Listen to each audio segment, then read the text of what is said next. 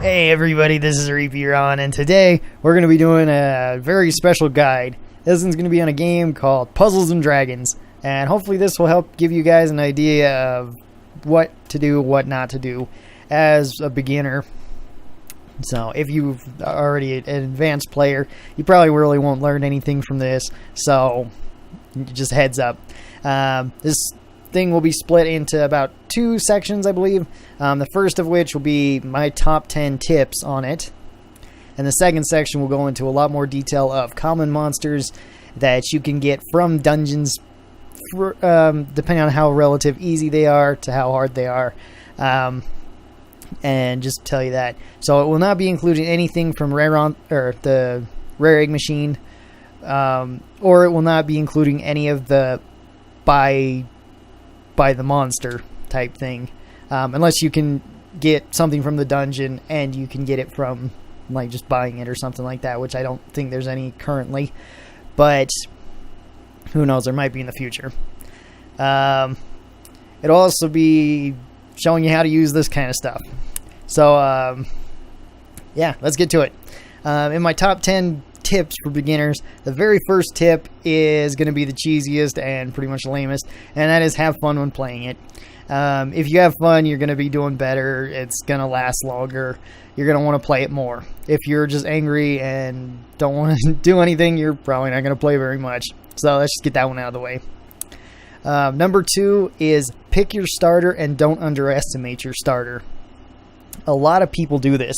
A lot of people pick their starter, they go onto a site like this, they start clicking on things that you can only get from Rare Egg Machines, and they're really rare to get, but you know, they're some of the best things around.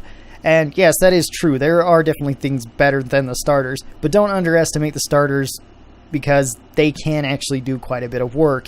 In their full form, they give, I think, 9 times damage to dragons, I believe, as well as an RCV buff to dragons. And they also have pretty decent stats. Their active is okay. Their awokens, again, are okay.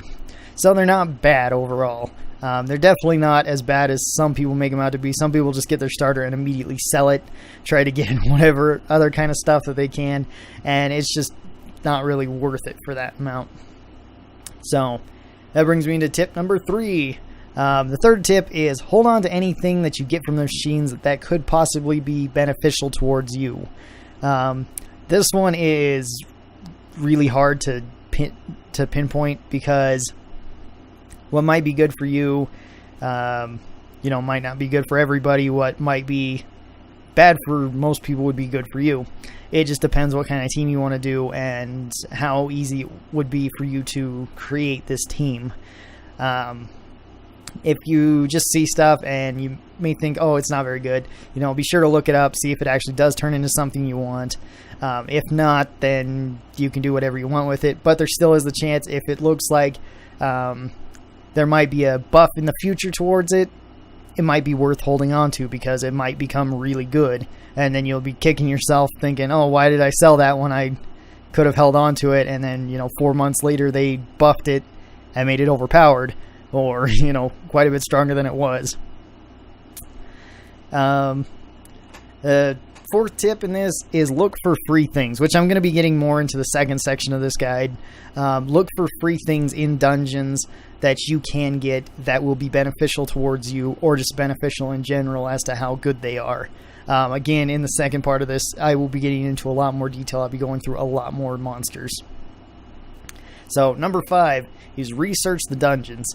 This one really doesn't apply if you're just barely starting, you're trying to play through a couple, then, don't worry about it.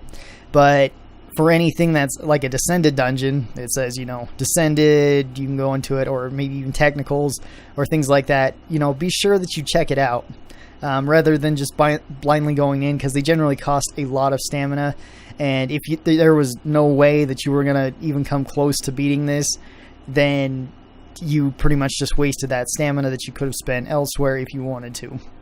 That being said, if you just don't care and you just hopped on and were like, oh, I'm going to try it, no big deal. But be sure to check them out. And then the 6th tip, kind of goes along with this. Use these sites. I actually have 2 pulled up that are particularly useful for this. And keep in mind, I am not sponsored or affiliated with any of these sites. These are just ones that I use. The first one is puzzlesanddragonsx.com. I'll be sure to put a link to that in the description.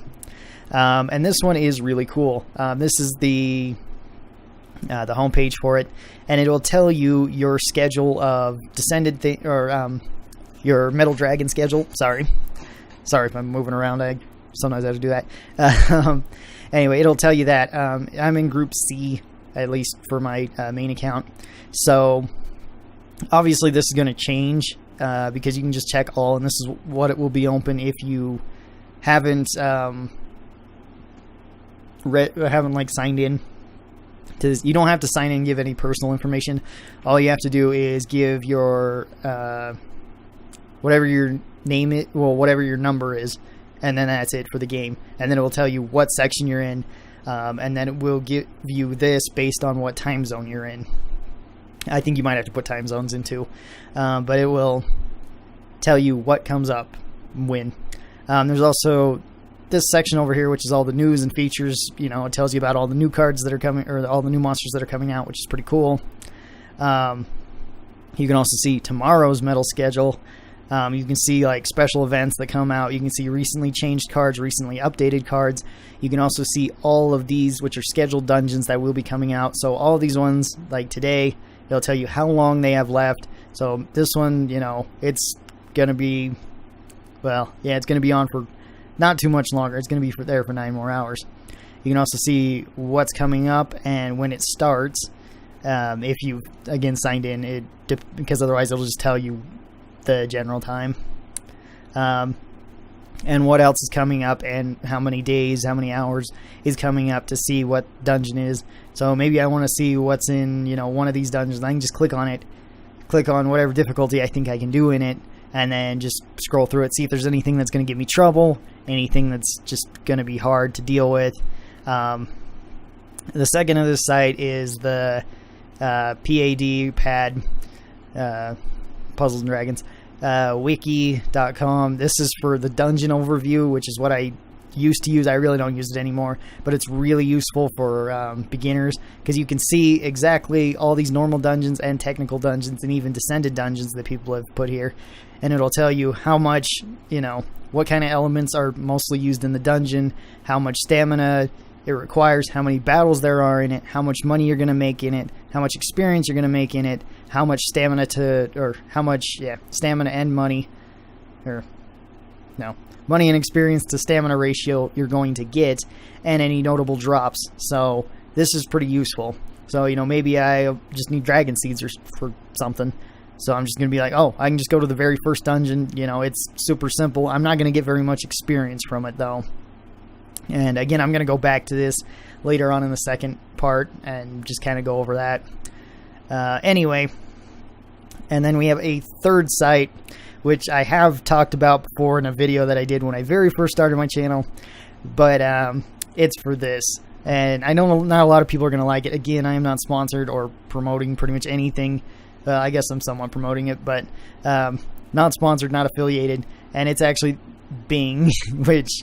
anyway, what it does is if you sign in, you make an account with Bing, you can do searches and get points. You really can't see points. I bet my face is right in the way. But you can get points that will allow you to get gifts that you can get for yourself. One of these being an Amazon gift card for, I think it's 525 points. You can earn, I think it's like 15 points per day on searches, another 10 from mobile searches, and then another couple points for whatever sponsorship they have going on. You just click on stuff and it, will do that. So you can earn at least 25 points a day. And it costs about 525 points to get a $5 gift card from Amazon that you can just put directly to your account, and then you can use it directly on Puzzles and Dragons to buy magic stones with. And it's what I use it for. Again, if you don't want to do this, that's fine. It is just pretty much free gift cards for doing it. So I personally like doing it, but I can understand why people wouldn't want to do it. It's completely up to you if you think that, maybe it's, or, maybe you're a bit younger, maybe you're, 10, 12, something like that, and you just don't really have money.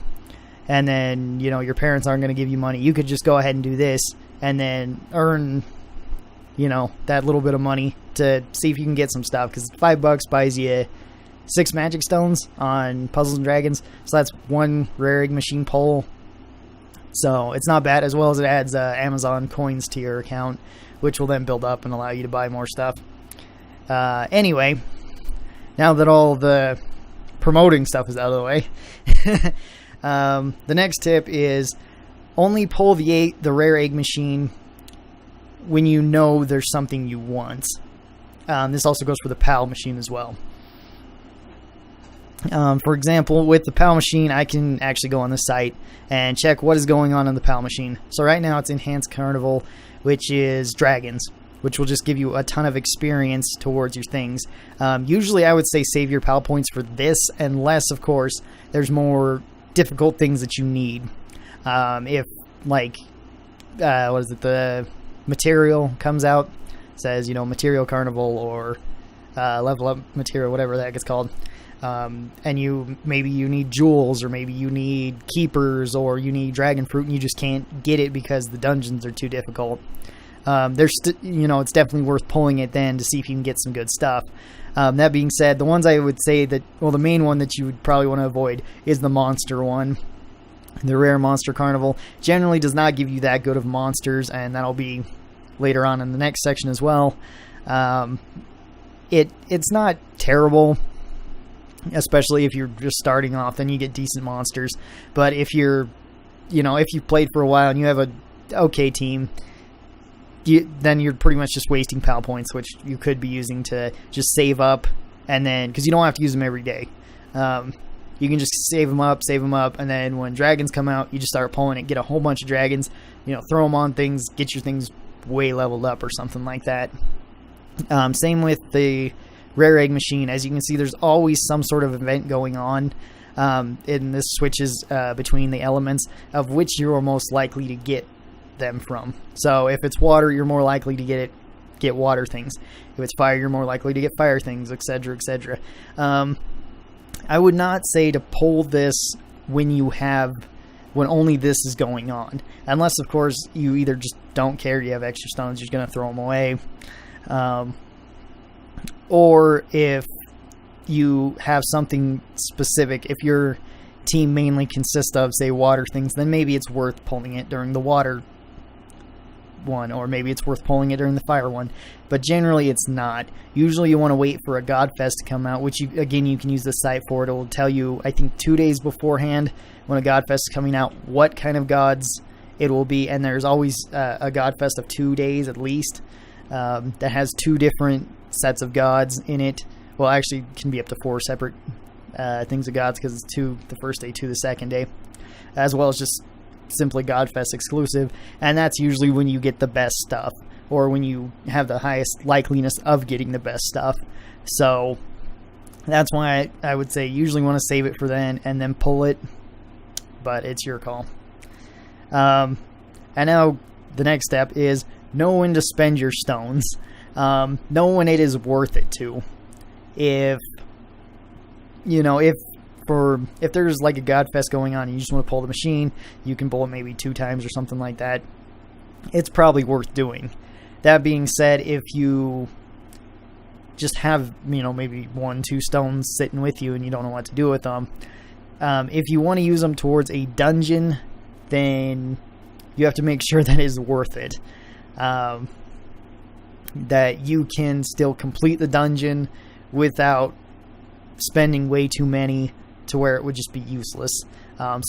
Specifically in special dungeons that only come out every once in a while would be the highest likeliness of this. I would not recommend spending any kind of stones on normal or technical dungeons whatsoever, because they're always going to be there. So you don't have to worry about that. You just have to worry about getting the thing. Same with spending it to get stamina replenished. I would not recommend doing that unless, of course, there is a very special dungeon out. Like if there is a Tamadra infestation where you might want to get a whole bunch of Tamadras, then it could be worth it to use it and get your stamina back. Increasing your box size and your friend amount is to an extent worth it as well. You don't need to spend a ton of stuff to get, a huge box and just not have anything to really fill it. Build it up slowly over time. It'll be fine. Same with your friend list. You don't need to have your friend list be 500 things long or something like that if, you only have 10, 12, 20 people, something like that on there. Then probably like the basic, I think 50 that they give you will be fine. And then, just slowly build it up over time if you want. Those are just my opinions. You can do whatever you want.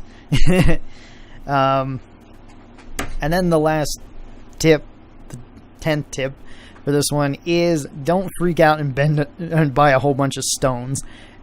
This can be particularly bad if somebody does a dungeon that you really want to do, you really want to get it done, you want to get something from the dungeon, but then you just start freaking out and spending all of your stones that you've stocked up, or you just end up buying them straight out.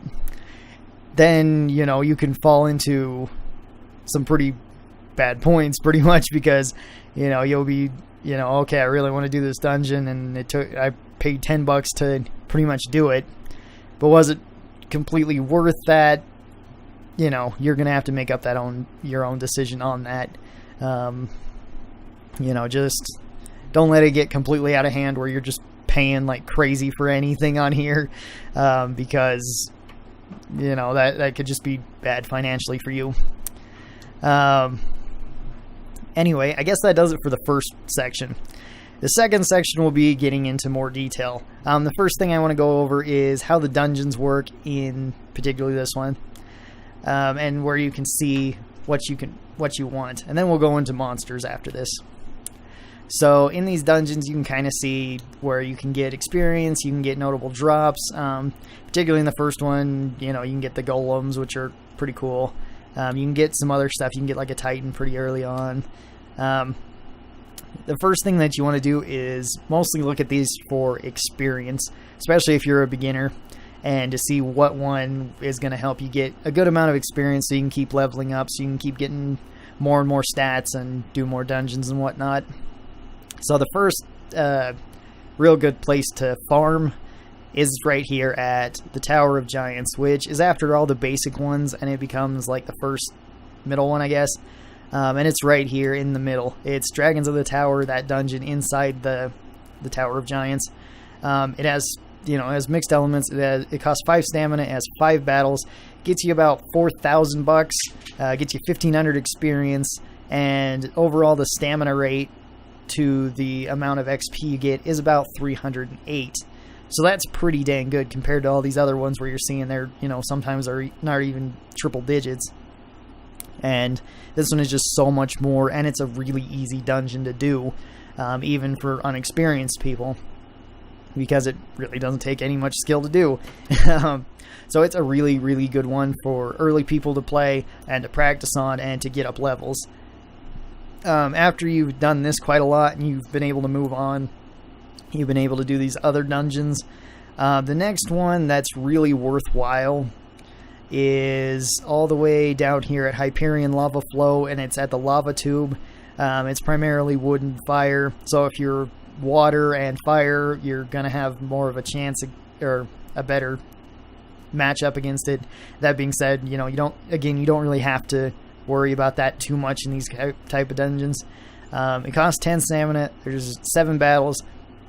It gets you about $11,000 each time you do it, and about 5,300 XP every time you do it, which equates to about 535 XP for each stamina that you used, which is definitely worth it.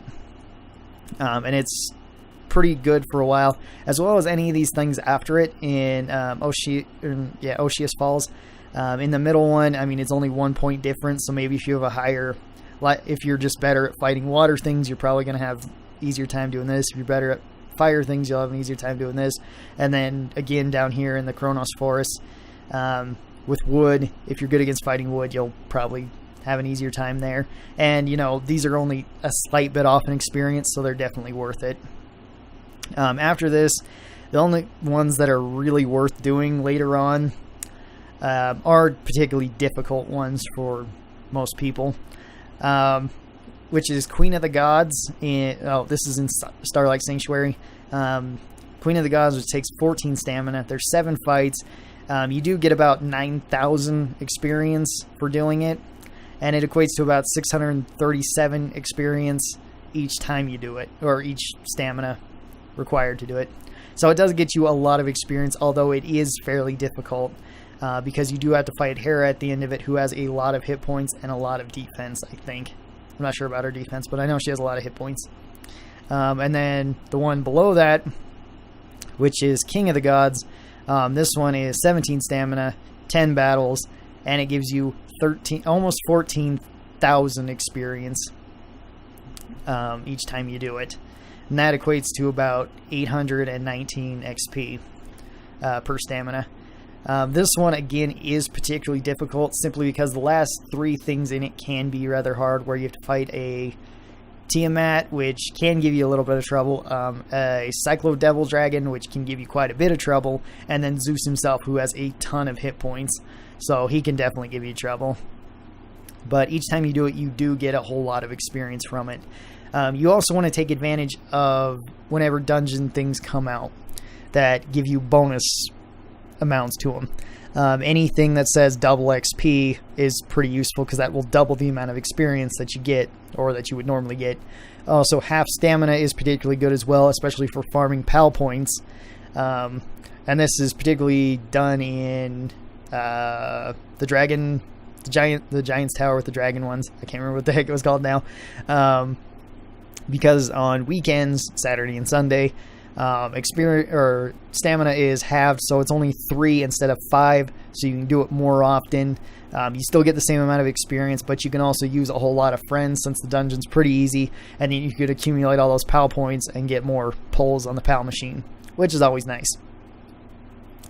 So yeah, that does it for this overview, and again, I'll leave this in the description if you guys want to go off and play it, or check it out. We'll get rid of Bing too. Let's see what else we got here. So now we're going to go into the monster book. And I'll be picking out 3 monsters, which you can sort here too. You can available only in dungeon, only from PAL machine, only from Rare Egg machine, or any, as well as, evolution, region. That really doesn't matter too much. The growth, the active, and the awoken skills. So we're just going to do dungeon, because we only want to look at the ones that we can get from the dungeons. So then we're going to scroll all the way to the bottom. So the first ones I want to talk about are our starters, which are all these little guys. The fire, the water, and the wood. And these are the ones that I said don't underestimate in the other section. Because in their full form, with the fire one, he's got a good amount of hit points. He's got a lot of attack, and he's got okay RCV. He's also very low costing at only 15, so you can throw him on pretty much any team without having to worry about that. He is fire water, which does give him a somewhat strange type, but it's cool. He's also dragon attacker, which again just depends what you want to do with it. They're pretty much all of them have the same active skills, which is inflict, whatever their main element is, attack 20 times to all enemies affected by enemies' element and defense, and then it increases whatever their main attribute is, that attack by 50% for 2 turns. As you can see, it does take a very long time to cool down if you haven't got its skill up, but it isn't that hard to find the things to skill it up, so it does have that advantage to it, as well as it does give a buff to whatever element you're using, which is nice as well. Their leader skills aren't bad either, because all of them have dragon type cards, get 50% more RCV, and then whatever their main attribute is, 3 times attack, which is quite nice. If you have like this guy and another one of this guy as your leaders, you're going to be getting 9 times attack, because it's not 3 times and 3 times added together, so it'd be 6. It's 3 times 3, so it's 9 times. Also, again, a calculator can be particularly useful here, so we'll get that out. Same with the RCV. It's not 1.5 times and 1.5 times added together, so it's 3. It's 1.5 times 1.5. So it's actually 2.25 times, so it's less in that amount. As well as all of them get these same awokens. Increased HP, which is okay. Increased attack, which again isn't bad. A skill boost, which is nice. And then double 2 prongs, which makes them so that they can even do more damage, which is also pretty nice. So that's pretty much all I have to say about the beginners. They're all pretty good. Even if you have to use them as subs on certain teams. Up next, let's see. We'll be talking about the little dragons. These guys really aren't worth talking about because they're pretty much the same as these guys, so we already said it. So these little dragons, particularly the light and the dark one, are the best. You can get the other ones though, and they're not bad either. In these ones, well, with this one, he does have a good amount of hit points. He has a lot of attack, and he has okay RCV. He doesn't really cost too much, so it's not that big a deal. And then his active is deal 20,000 dark damage to all enemies affected by enemies' element and defense. And then it changes water orbs to dark orbs, which is nice since it's an orb converter. As well as when it's fully skilled up, it only is at a 6 skill cooldown, so it's pretty good that way. Leader skills are particularly useful in certain dungeons. This one in particular is good against Zombie Dragon, where it's 50% wood and dark damage reduction. In most dungeons, though, this won't be as useful as other leader skills, and then his awokens are pretty crappy. And it's pretty much the same with the light one. As you can see, the light one has a lot more RCV, but less attack, a little bit less hit points. Does pretty much the same thing that the dark one did, and then just as light and wood instead of dark and wood. So that's why they're kind of worth talking about. Next ones that we're going to talk about are the slimes. The slimes are actually pretty good in their full form, because they don't cost very much at all, so you can throw them on pretty much any team and not have to worry about them. Their stats are pretty crappy, to be honest. They're not really that good, but you're not really using them for that. Same with their awokens are crap, and they have no leader skill, so you're not going to be using them as leaders. Mostly it's their active. They're active, all of them, I'm pretty sure, except for Draggy. His is, instead of inflicting 10 times damage, his is like delay enemies for a turn or something like that, which is arguably better, but then his is only 2 times attack rather than 3.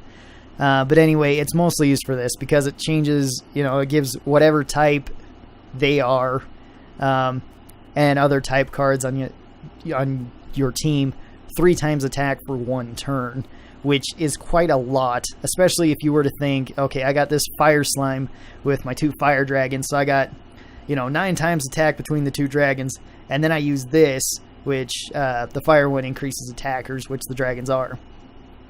Increases it by another 3 times. So it should be about 27 times damage with all of that added together, which is quite a lot of damage. So these guys are pretty good. See, the fire one is for attackers, the water one is for physicals, the wood one is for balance, the dragon one is for dragons, the light one is for healers, and the dark one is for devils. So you want to put something like that on your team, usually for an added bonus damage, which is always nice, unless you have something better. Most of these guys really aren't worth talking about. Like, these ones are okay for healers early on. The goblins really aren't anything special. The ogres aren't bad when they're in their full thing early on, simply because of their leader skill allows you to survive a lot more, but I don't think I really need to get into that. None of the knights are really that good, so we're going to go up here to the golems. The golems are some of my absolute favorites. You can get any of these pretty early on. These 2 you usually have to get from specific dungeons, but even so, the specific dungeons usually aren't that difficult, and they give them out pretty often. Mostly we're going to be talking about the light and the dark one, because when you fully upgrade them, which does take a lot, but it is completely free, they are immensely strong. Both the light and the dark one are both physical machines. This one is a god as well. The other one is a devil. They have a massive amount of hit points, as you can see. an okay amount of attack and no RCV, which can be a problem. They don't cost that much, which is kind of nice. But mostly their skills are really useful. They both the light and the dark one have armor break, which is reduce enemies' defense by 75% for 5 turns. Effects carry forward on sweep. That means if you clear the floor, the effect will carry over to the next floor and keep going and not reduce it so long as you beat them all in one turn. Or, if you lose a turn, you still have like 4 turns left, you kill them and it stays at 4. And then it's also 20% damage reduction for you for 5 turns as well, which is quite nice. Mostly it's their leader skill that's really good. This one is 4 times attack when attacking with 4 different orb types of all orb types besides poison and jammer. And it's also machine type cards get attack that's 1.25 and RCV that's 1.25. Now looking at this, it doesn't look that good at first glance, but when you add all of them together, if you have a complete machine team, then and you get a 4 different elements in lined up. So if you get water, fire, wood, and light or something like that, then you get the 4 times damage. So if you have 2 of these, it's 4 times and 4 times, which is 16 times damage. Then you add the 1.5 times and 1.5 times, and then add them all together. Then it increases it to about 25 times damage every time you hit 4 elements, which is a lot of damage, especially for something that is free. And is pretty nice, as well as they do have a good amount of awokens, increasing all of the element orbs except for whichever element they are primarily. So this one does light, the other one does dark, and then they both have 2 skill. I can't even say it. Skill bind resists, which make it so that they cannot be bound by anything, which is pretty awesome as well. As you can see, however, they do take a lot. They take all of the golems to their full form, and then 2 keepers of gold on top of that, which each of these guys I think take 2 or 3 more keepers as well. So you will likely be buying keepers of gold or just hoping them from a machine or something like that. But these guys are very, very strong and pretty easy to get. Minus mostly it's going to be the getting all this stuff up. The fully upgraded other golems, though, are also pretty good. As you can see, they're pretty similar to the light and the dark one. They do cost a little bit less. Their ability is 50% damage reduction for 3 turns, which is a lot of damage reduction, which is nice. They also, again, cannot be bound if you got their awokens. And then their leader skills are 3 times attack when attacking with whatever their elements are. So if you attack with fire and light, you get 3 times. So if you have 2 of these, it's 9 times attack, which is pretty nice, but not as nice as 25 times. So I really fell in love with the golems when I first started playing. So I still have a golem team, which is pretty effective. It's my machine team at the moment. The problem is machines are few and far, so or at least they were. Okay, up next we're going to be talking about these girls. I can't remember what series these are classified as, but all of these are pretty good. The first of which being the Naga. As you can see in her final form, she is still a healer. She's fire. She doesn't cost very much. She doesn't really have that much hit points. She does have a good amount of attack, and she has a ton of RCV, which is nice. Mostly it's her skill that is pretty useful, though, because it's 3 delay enemies for 3 turns, which is pretty dang cool. Makes it so your opponent can't attack for 3 turns. The element, the leader skill really isn't all that great. Same with the Awokens, really aren't that great. It's mostly going to be used as a sub on your team, mostly for its delay and for its healing factor. The Mermaid is pretty good too when she gets to her full form. She still has a healer. She has a good amount of hit points, not really a lot of attack, and then really high RCV, which is really good. Her active is change fire to hard orbs, which is really unique and good. And it does allow you to get more hard orbs than you normally would, so that you can heal yourself more. Especially if you're with a full water team, then it really wouldn't matter if you're getting rid of fire orbs, because you're likely not going to be attacking with them. Again, her leader skill actually isn't bad, because this one is heal RCV 4 times as HP after every orb reduction, or every orb elimination, sorry. So it'll heal 4 times her RCV, I think it's only her RCV, I don't think it's your whole team's RCV. So 4 times this, plus if you have any pluses to her, will heal you every single turn. So you're going to be at least getting 2,400 hit points refunded to you every single turn if she's your leader. So she can keep you alive quite well. Again, her Awokens are really nothing to talk about. They're okay. Then we got the Dryad. And in her full form, she is balanced. She's not a healer, but she still has a lot of RCV like a healer. You could also go for this other Awoken one, where I think she is a healer then, because she does have quite a bit more RCV, if you want that. She does have decent hit points and okay attack. Mostly, it's her active that's good again. This is recover RCV times 10, so take this, times it by 10, so you're at least getting 5,000 hit points back when you use her, if she's full leveled. But then it's bind recovery for 3 turns, so if anything's bound, it knocks 3 turns off of that. And then all attribute cards gain 50% more RCV for 7 more turns, so you get more healing after you use this. She does have a long cooldown, as you can see. It's 20 turns until it's 10. Her leader skill really isn't anything great.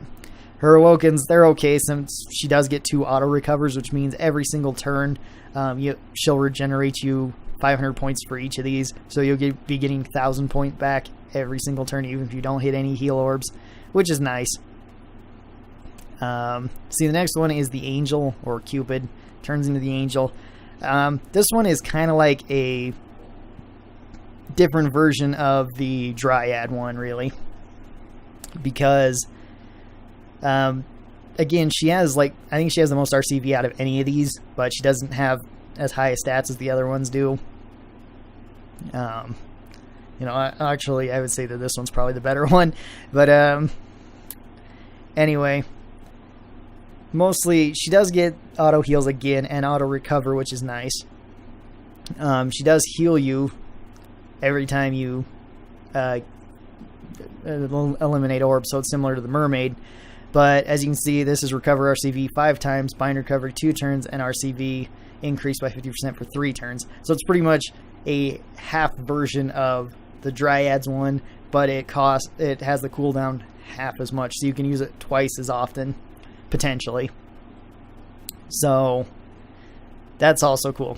And then finally we got the Succubus, which is the dark one of these. In her full form, she does have a good amount of hit points, okay amount of attack, high amount of RCV, just like all of these. Her ability is increase Devil type's attack by 50% for 1 turn, which is nice. She also has inflict poison damage to enemies equal to 1 times of her attack. And this ignores element and defense. This is particularly good against tougher people. If you have to go up against somebody who has, 5 million defense, but only has 500 hit points or something like that, poisoning them can work a lot better, and it can, deal damage every single turn.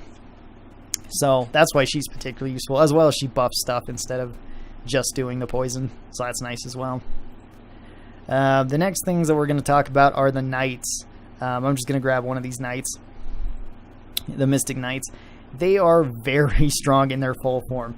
That being said, they do come with a huge drawback, that they cost the most amount of XP out of just about anything in the game, with a few things being higher than them. So you will have to invest a lot of experience into these guys to make them good.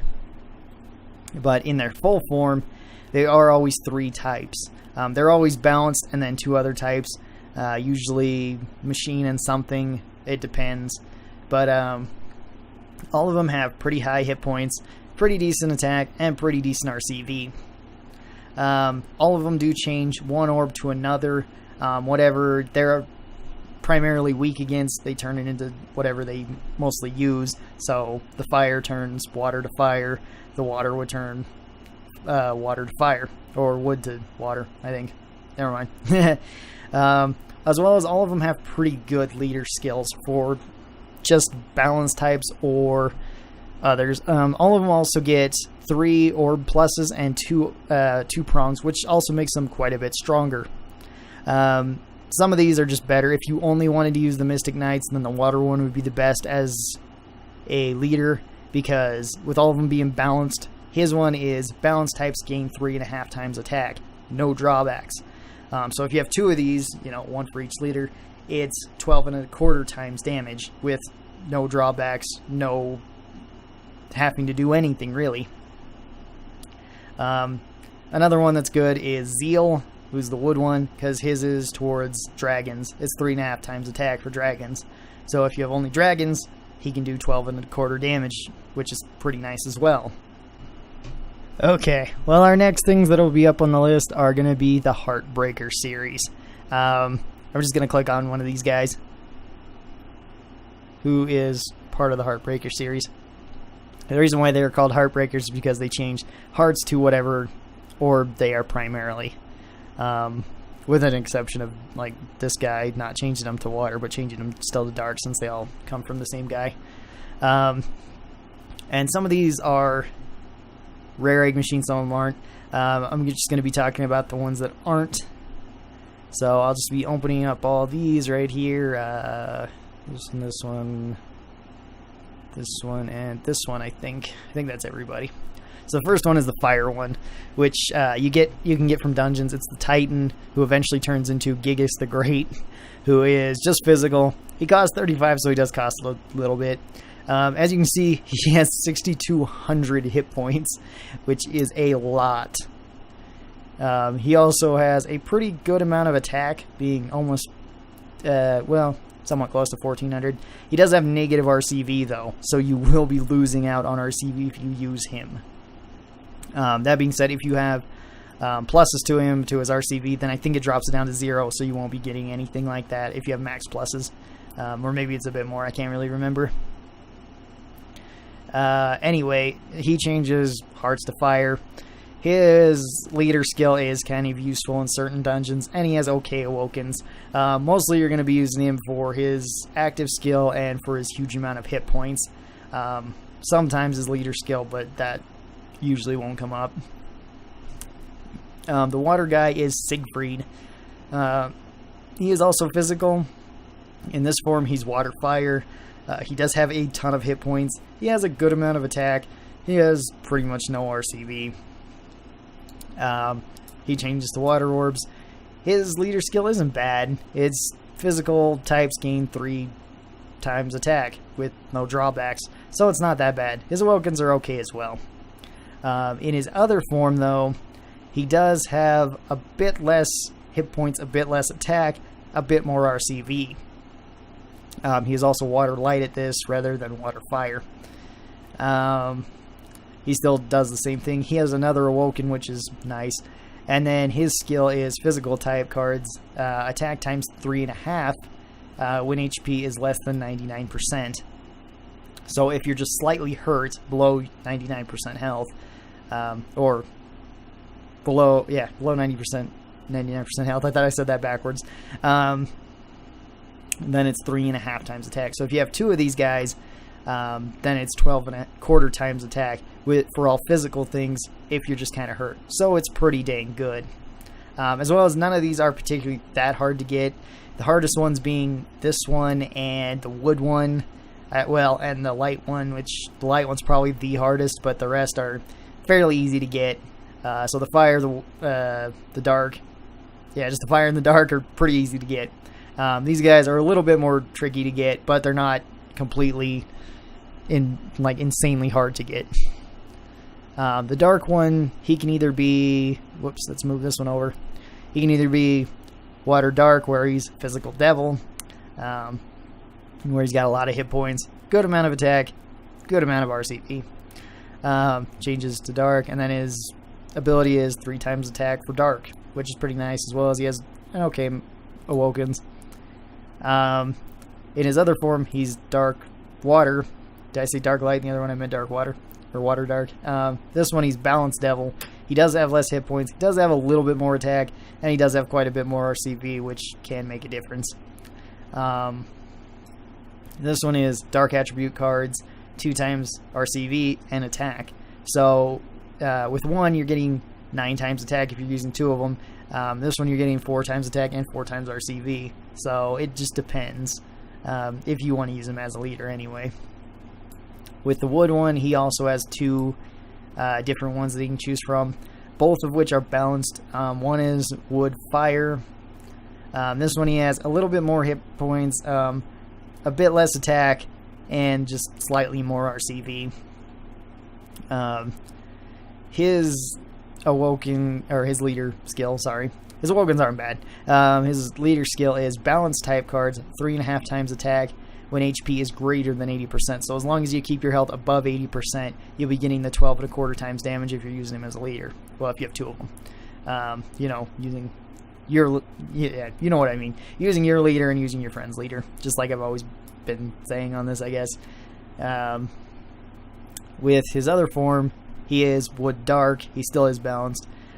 He does have a little bit less hit points, quite a lot more attack, and a little bit less RCV.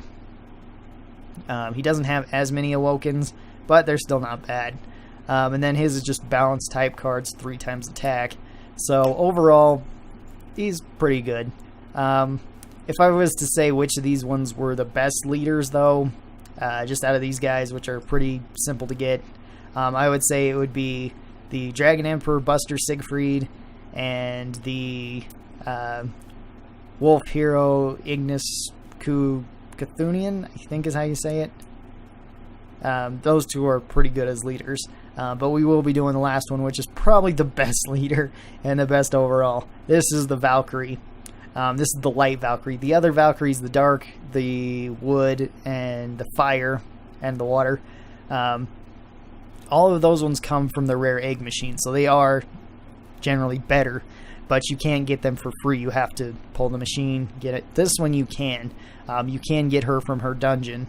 In her full form, as you can see, she is a healer, god, attacker, light wood. She does cost more than the rest.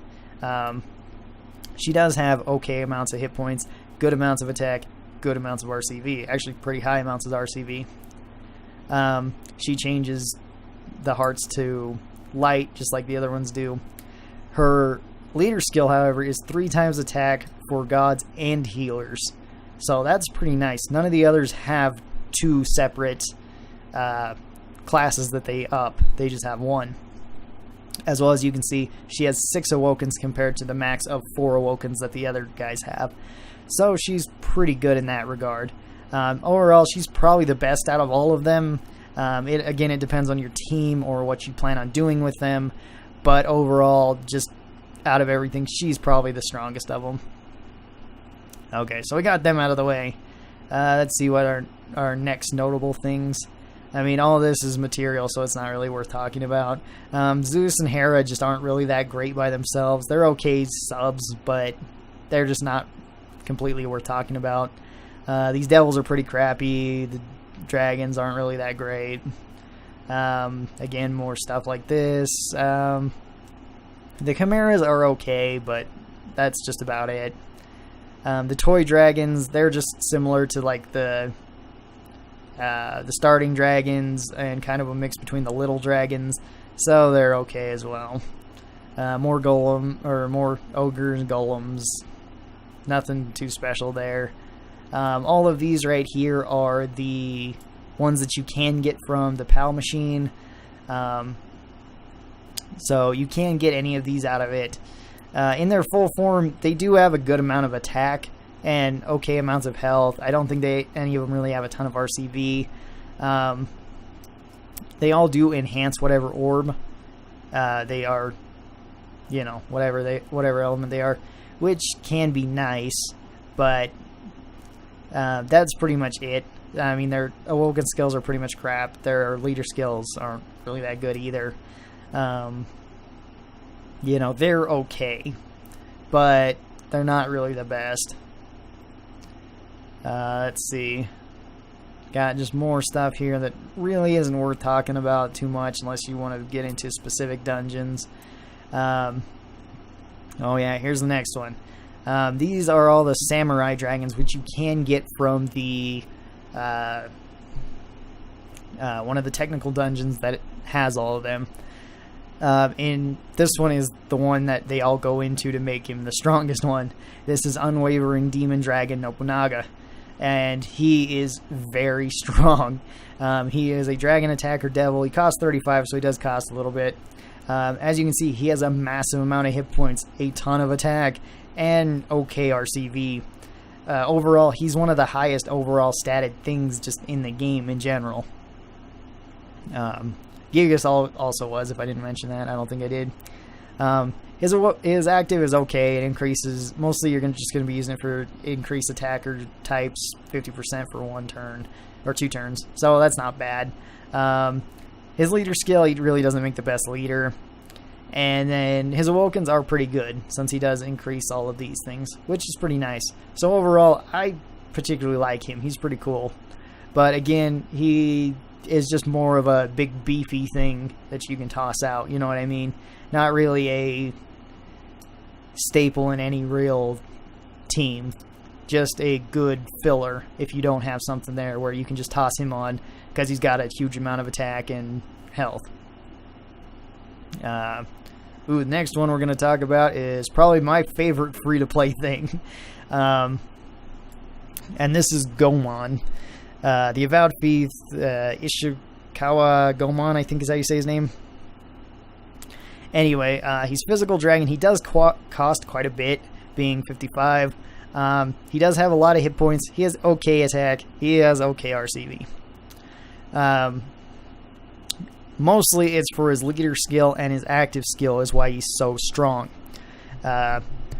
His active skill gives it so...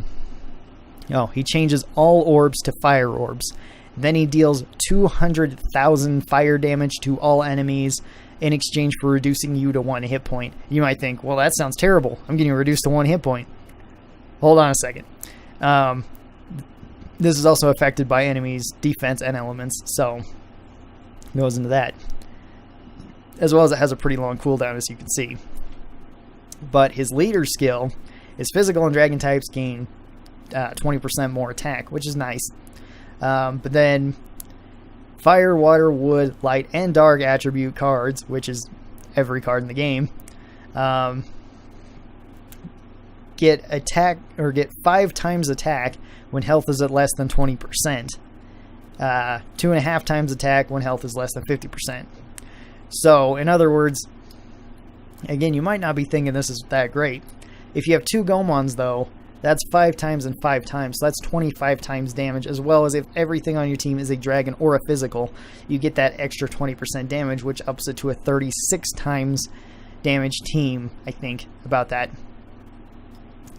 As well as your whole board is fire. So if you have only fire, physical, and dragons, you'll be able to do a ton of damage. And that's why he's one of my favorites. Although he can't be used in every dungeon since preemptive attacks generally screw you over.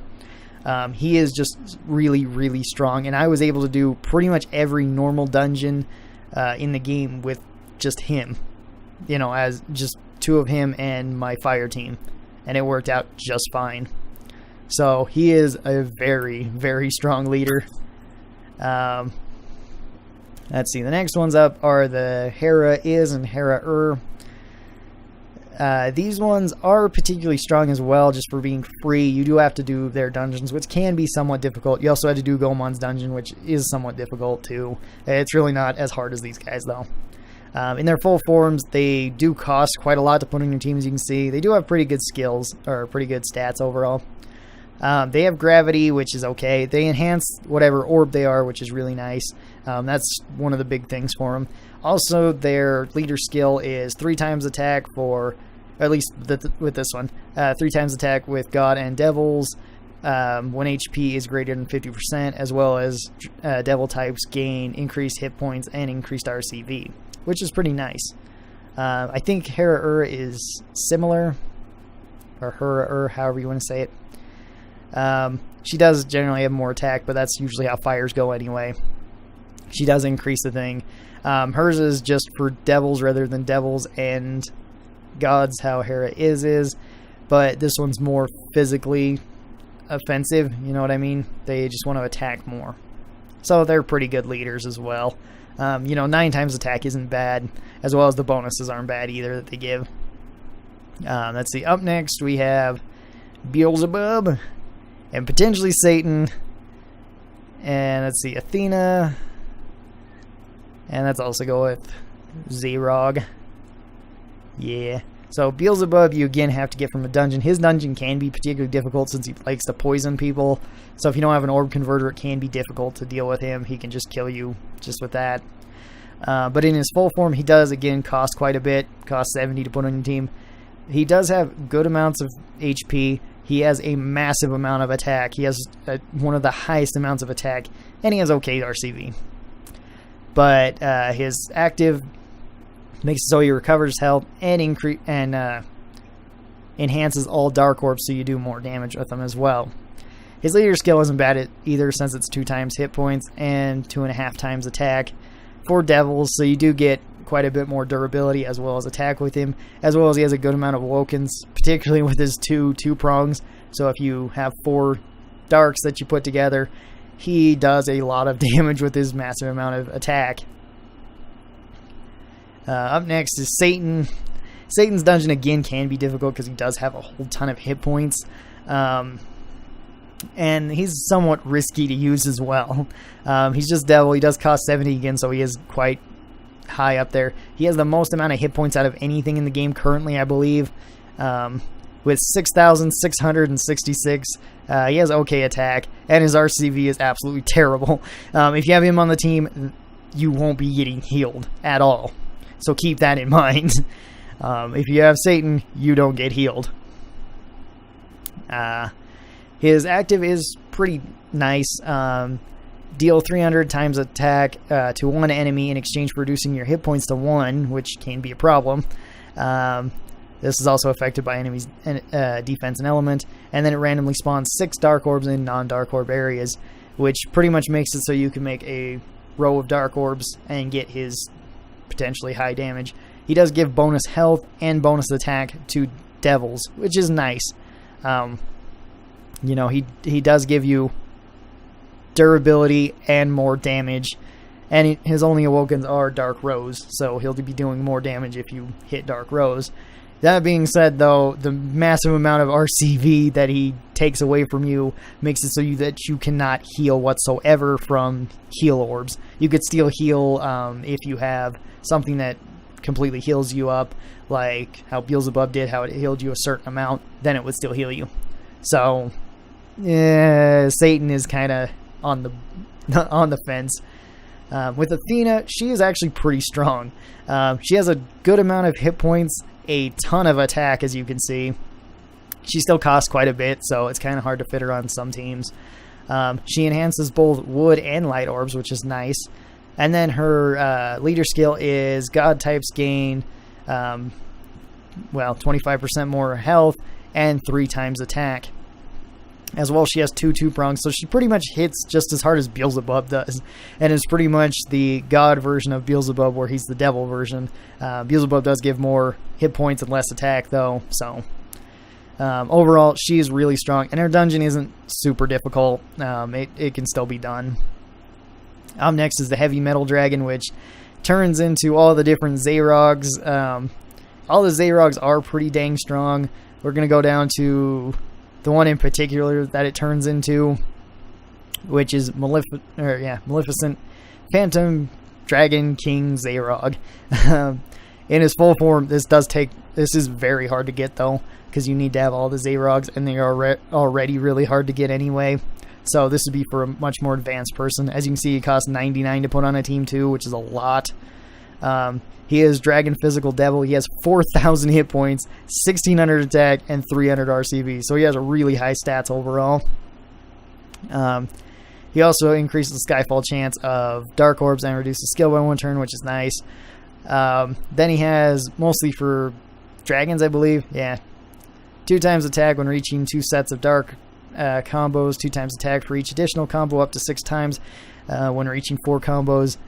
Dragon types gain 10% more hit points, attack, and RCV. So if you take this and you have 2 of these guys, let's see. So it'd be 6 times 6, which, well, let's do this first. Be 1.1 times 1.1 gives you that much, and then you times that by 36, because 6 times 6 is 36. You'd be getting, if you did the whole combo and you had 2 of these, you'd be doing 45 or 43.5 times damage to everything, which is quite a lot. It's, I think, the highest so far that we've calculated. So he can definitely do a ton of damage, as well as he has a lot of good Awokens, which is pretty nice. Like I said, though, he is very difficult to get.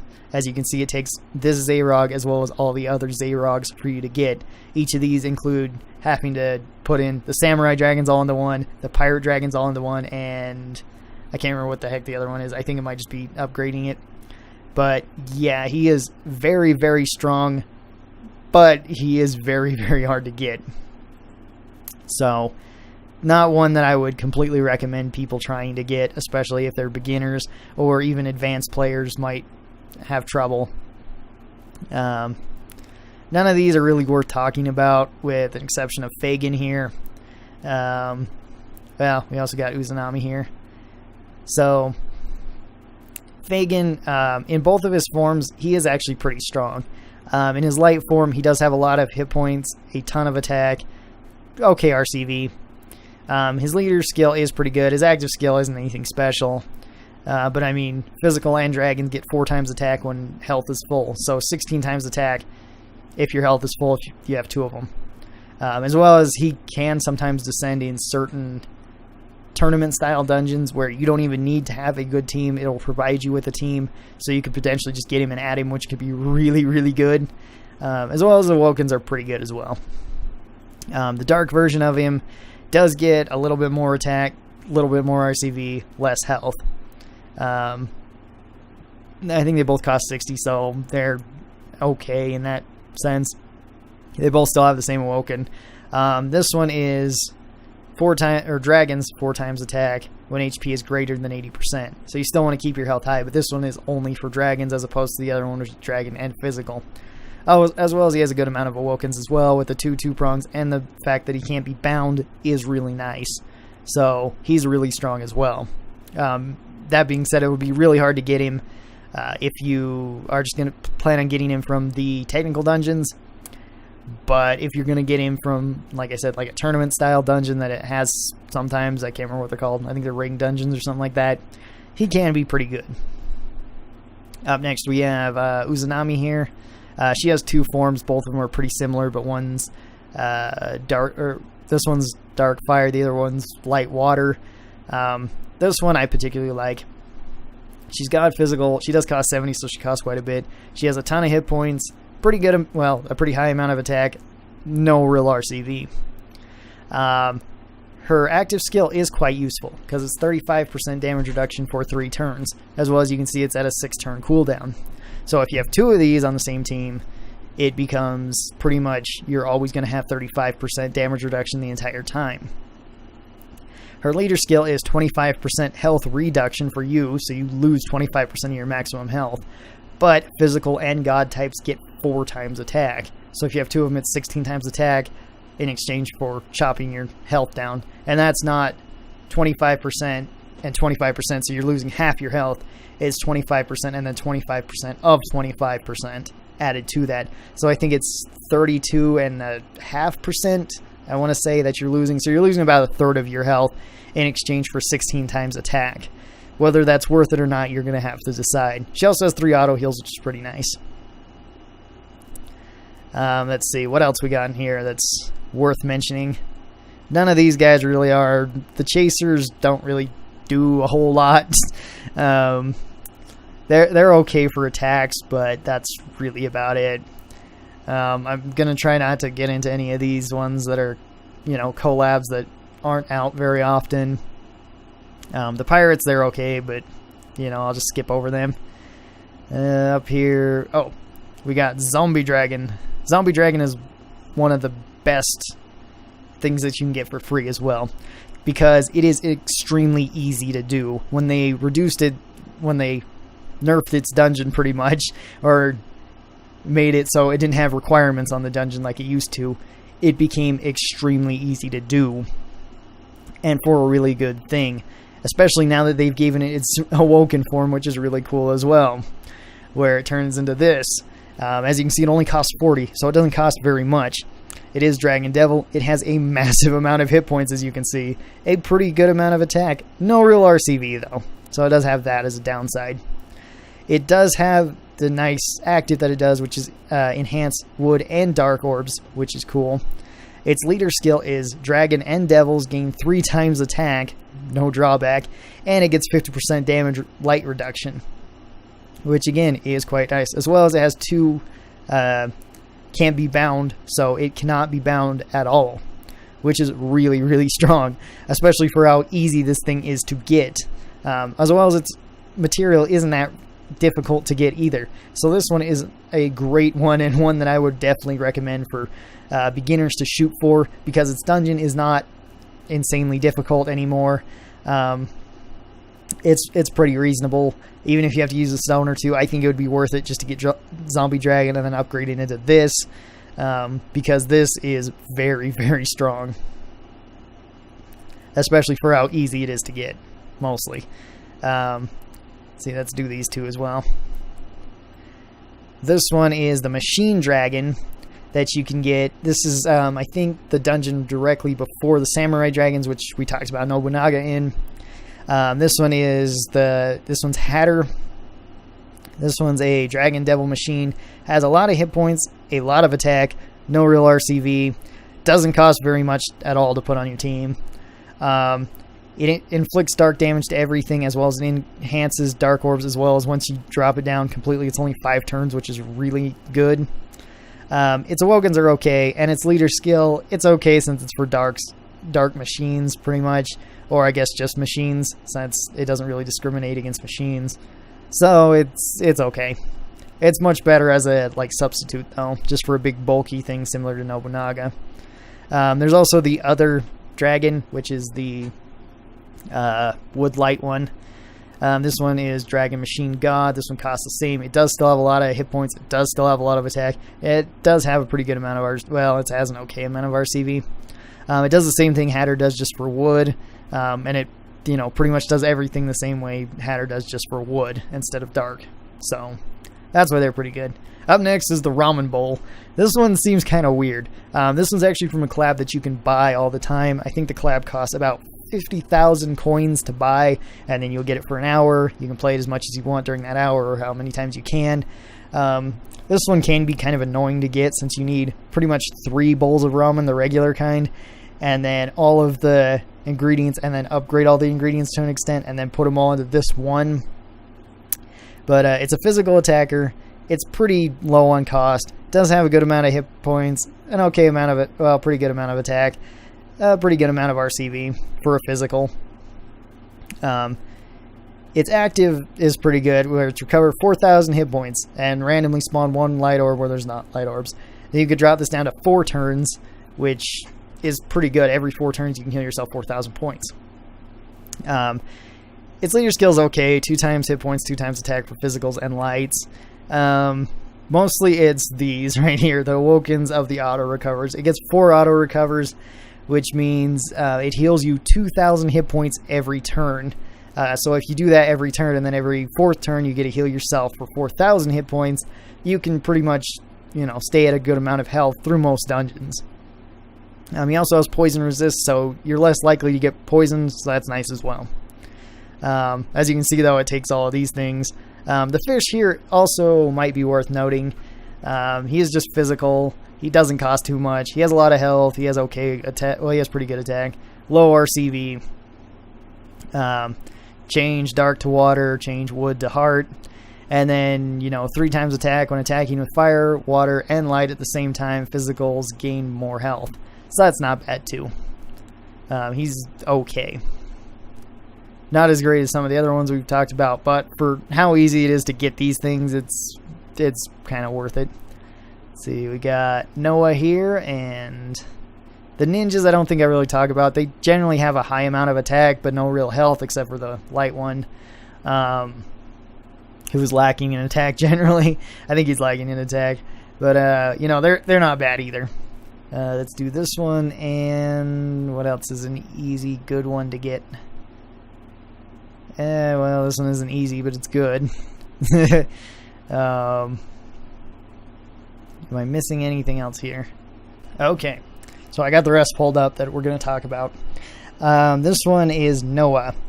Her dungeon isn't super difficult to do. It can be somewhat for certain people, but she's pretty good. She costs 40. She's god physical. She's water light. She has 6,000 hit points, so she has a massive amount of hit points. 1,100 attack, which is okay.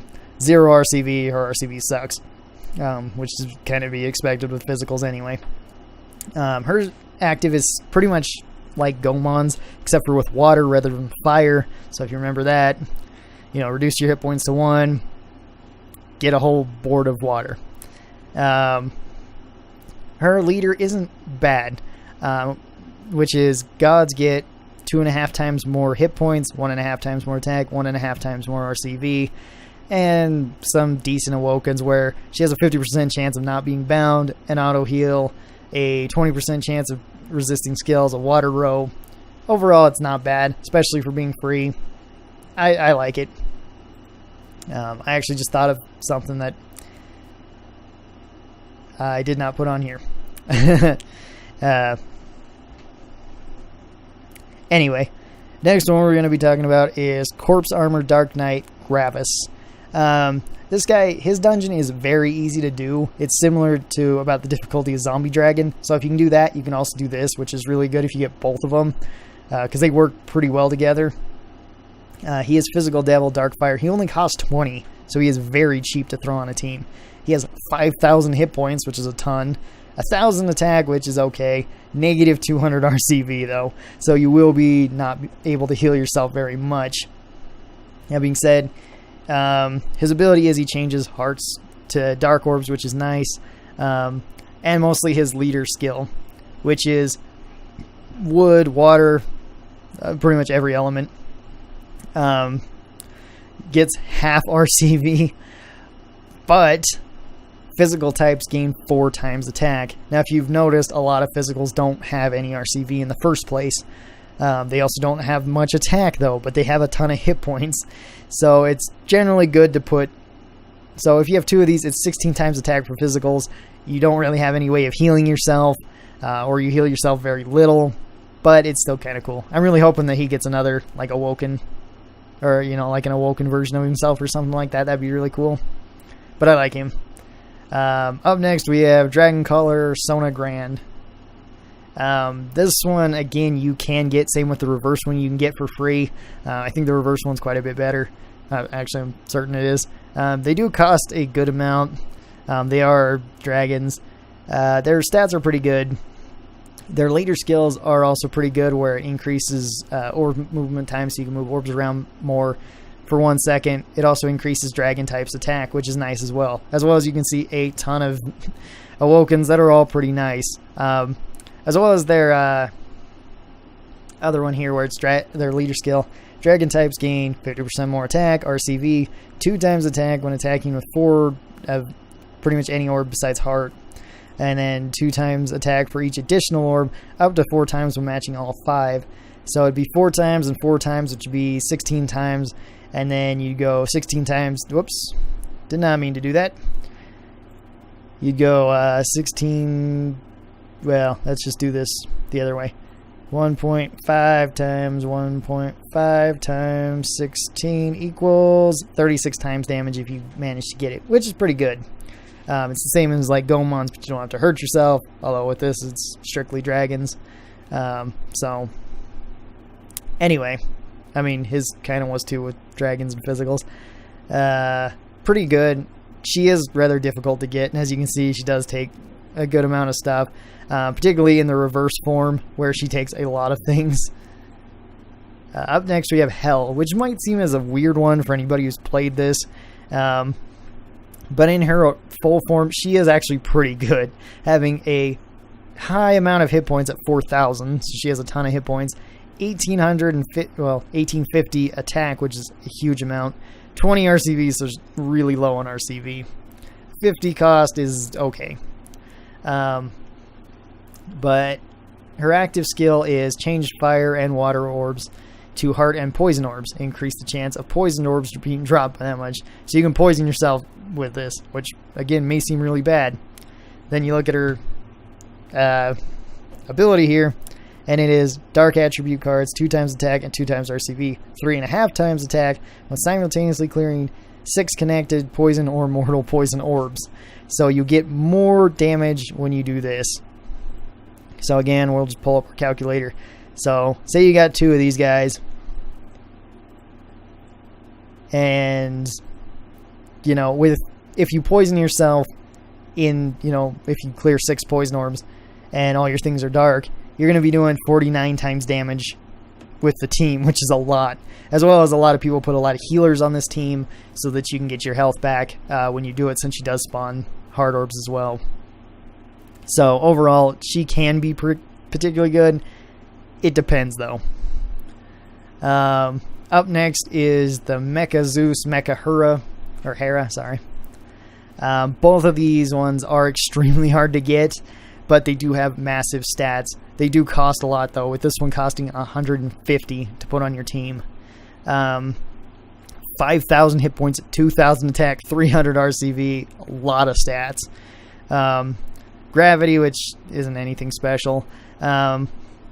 Leader skill, pretty good, because it's fire, water, wood, light, and dark cards. 3 times attack when HP is greater than 80%. 2.5 times bonus attack and RCV in co-op mode. So in co-op mode, if you have, you and your friend both have these, you can clear multiplayer dungeons pretty easily with them.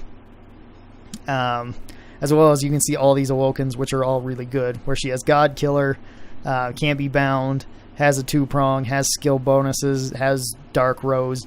All of those are really nice. Zeus, I think, is pretty similar. He's got less hit points than Hera does, but more attack and a little bit more RCV. They both come out to about the same weighted stat, though. Again, he costs 150 to put on the team, so he costs a lot. He has Devil Killer instead of God Killer, and he has the same amount of everything, but he also has Wood Rose instead of Dark Rose. So again, really, really strong, but really, really hard to get. Up next is this guy, which I'm actually not too familiar with.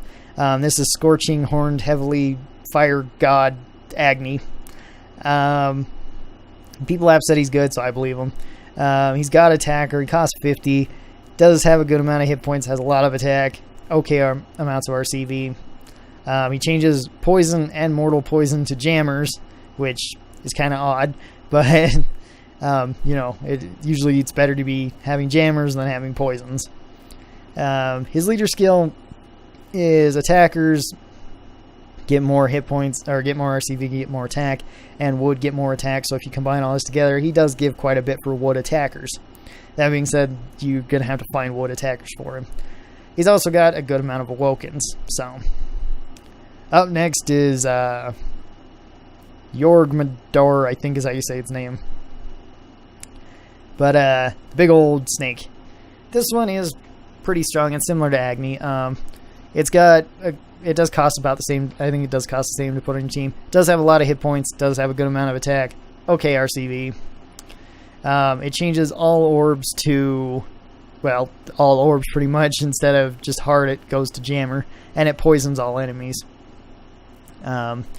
His leader skill isn't bad either, where its wood attributes get 10% more hit points, attack, RCV, 2.5 times attack when simultaneously clearing 4 connected jammer orbs, half or times 1.5 for each additional orb, up to 3.5 times at 6 connected orbs. So it's 12.5 times at max, unless of course they're all wood, then you get another 10% added, so it'd be a little bit more.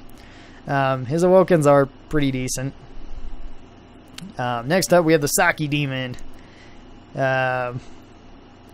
who's in his final form isn't bad. He's Devil Attacker, he costs 50. He does have 3,000 points, which is good. He has 1900 attack, which is a lot. 150 RCV, pretty low. Then with his Awoken is Dark and Fire attribute cards. Gain 2 times attack for 1 turn. He also randomly spawns 3 Jammer Orbs from non-fire or Jammer Orbs. So he does kind of give you that, which can potentially be bad unless you have something else that changes them to like Fire Orbs, which could help you, or Dark Orbs. So he's particularly good with a fire team. And his leader skills, it's okay. It's not way great. His Awokens are pretty good too. Up next we have Exodia. At least that's what everybody calls it. In his full form, he has the highest weighted stats out of anything in the game currently, with a massive 6,000 hit points, 1,900 attack, and 200 RCV. He costs 99 to put on your team. He's only machine and he's only light. Anyway, increase the chance of light orbs to drop. He has a ton of Awokens, all of which are pretty good, where he can't be bound.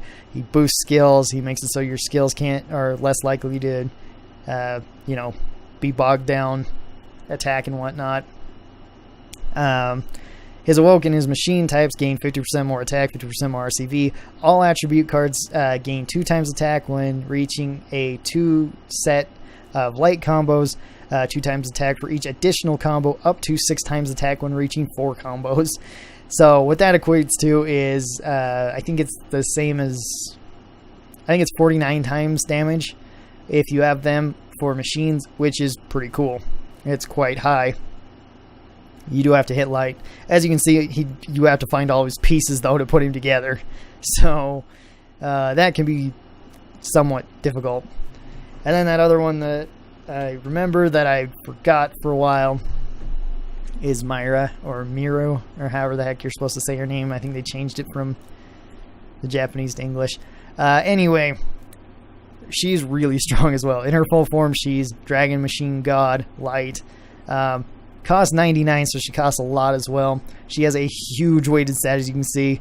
Ton of hit points, ton of attack, ton of RCV. It's kind of weird that she has high everything. Usually you're lacking in something, but she is not. Her active is randomly spawns 7 hard orbs from non-light, or hard orbs give 7 seconds to move orbs without triggering matches, which is pretty nice as well. So you can move stuff around, stop, move stuff around how you normally would. Her leader skill is very strong though, with 7 times attack. Reduce damage taken by 50% after matching heal orbs in a cross formation. Increase orb limit movement by 2 seconds. So you can move orbs faster. If you put hearts in a cross, you get 50% damage reduction. And this actually stacks on. It stays on until something hits you, or until you beat the dungeon. And then 7 times attack is massive for having no drawback. You can literally just put 3 fire orbs together and you'd have 49 times attack with all your fire things. So she is insanely strong, as well as look at all of her Awoken. She cannot be bound. She resists skills. She increases lights. She gets a road. She gets a 2-prong. She gets a skill boost. She gets a lot of stuff.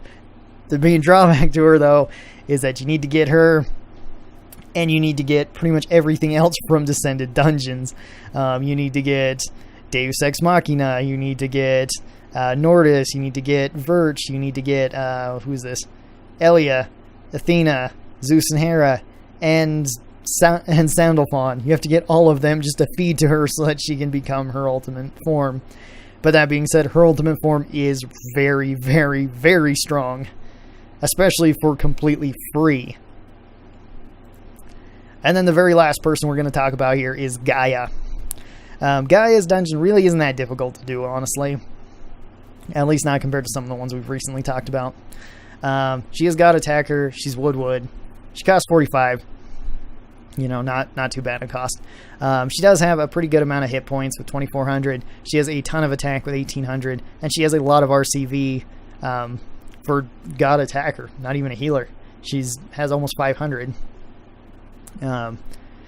Her active is 35% damage reduction for 1 turn, as well as recover 4,000 hit points, and it can drop down to 5 turns when it's fully maxed, which is pretty cool. Her leader skill is also really good. This is just attacker types gain 3.5 times attack. No drawback. So if you have 2 of them, it's 12.25 times damage. As well as most of her Awokens aren't bad. I mean, 2 Wood Rose is pretty nice, and the blind resist is kind of cool too. As well as you can see, she really does not take much to upgrade. So that does it for all the monsters, the tips, the dungeons, all that. I know this video went for a very long time. Thanks for anybody who actually sat here and watched all of it. Anyway, I hope you guys enjoyed this. If you guys have been having a good day, keep on having a good day. If you guys have been having a bad day, I hope this video made your day just a little bit better. I hope to see all of you guys next time. Until then, stay cool and bye.